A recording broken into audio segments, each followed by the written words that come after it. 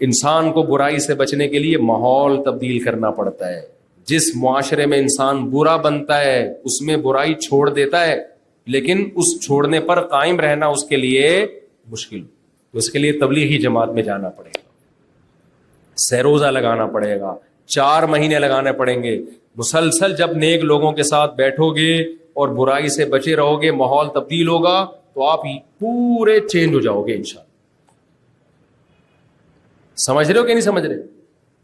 تو ہمت کر کے جو اپنے آپ کو چینج کرنا چاہتے ہیں ارادہ کر لیں, فرصت ملتے ہی 4 مہینے کے لیے انشاءاللہ نکل جائیں. پھر ایسا نہیں ہے کہ 4 مہینے کے لیے جب آپ نکلے تو وہاں آپ ناشتہ کر کے سو گئے.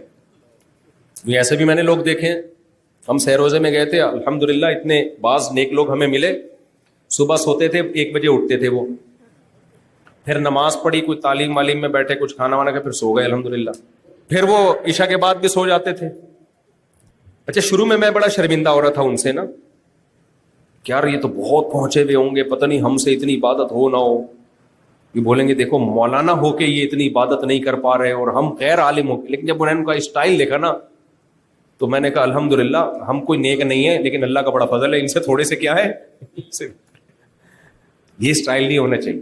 تبلیغ میں سکھایا جاتا ہے کم کھانا, کم باتیں کرنا اور کم سونا, لیکن تبلیغ والے کہتے ہیں, کچھ لوگ تبلیغ کو بدنام کرتے ہیں اور وہ کیا کرتے ہیں, کم میں نا الف بڑھا دیتے ہیں, کام کھانا, کام سونا اور کام باتیں کرنا.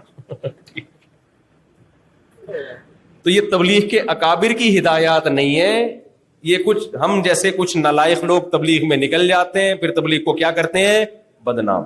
تو آپ نے چست, اس لیے میں پہلے چستی سکھا رہا ہوں, چستی ہوگی تو آگے تبلیغ کا بھی فائدہ ہوگا.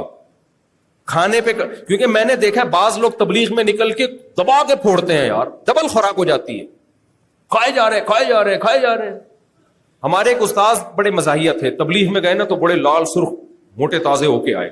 ہم نے استاد جی سے پوچھا, استاد جی سال لگا کے آئے, عالم بھی تھے ماشاءاللہ, وہ بڑے مزاحیہ تھے. انہوں نے کہا دیکھو 2 فکریں انسان کو کمزور کرتی ہیں, ایک آخرت کی فکر اور ایک دنیا کی فکر, بچوں کی فکر, گھر بار کی فکر. کہتے ہیں میں جب تبلیغ میں نکلا تو دنیا کی فکر تو ختم ہو گئی, آخرت کی پیدا ہوئی نہیں. آدھا کام ہوا آدھا نہیں ہوا, دنیا کی فکر ختم ہو گئی, آدھا کام ہو گیا آدھا رہ گیا, تو کوئی فکر ہی نہیں ہے اب کیا ہو گیا. میں خیر مزاح کر رہے تھے وہ.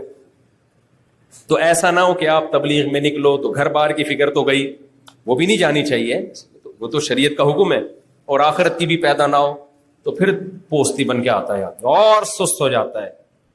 تو اس لیے میں چستی کو فوکس کر رہا ہوں کہ کس کو,